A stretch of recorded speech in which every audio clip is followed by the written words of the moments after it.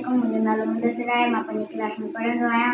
अॼु पंहिंजी एक्सरसाइज़ आहे 3.1 जो अॼु सोचां थो कि हल करियो। पाण कीअं कंदासीं, पाण पहिरियां त सम्झंदासीं। पहिरियां हिनखे छा चइबो आहे? हिनखे चइबो आहे अंश, हिनखे चइबो आहे छेद।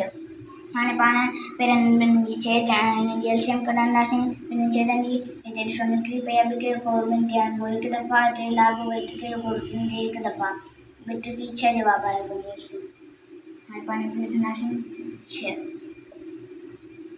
हाणे वरी पाण हिकु जेको अंश हूंदो उहो वधाईंदासीं, ज़रब ॾींदासीं, वरी 3 जो खोड़ 6 खे हणाईंदासीं 2 दफ़ा, वरी पाण जोड़ हेठि लाहींदासीं, वरी पाण लिखंदासीं 1, वरी पाण ज़रब लाहींदासीं, वरी ॿिए खोड़ हणंदासीं 6 ते 3 दफ़ा। हाणे पाण हिते कीअं कंदासीं? 1 ॾूं ॾूं, वरी पाण ज़रब ॾींदासीं, वरी 1 की 3। हाणे वरी एलसीएम हूंदी उहा पाण लाहींदासीं हेठि। 2 3 5, 2 3 5, 5 भाङे 6, पंहिंजो निकिरियो आंसर।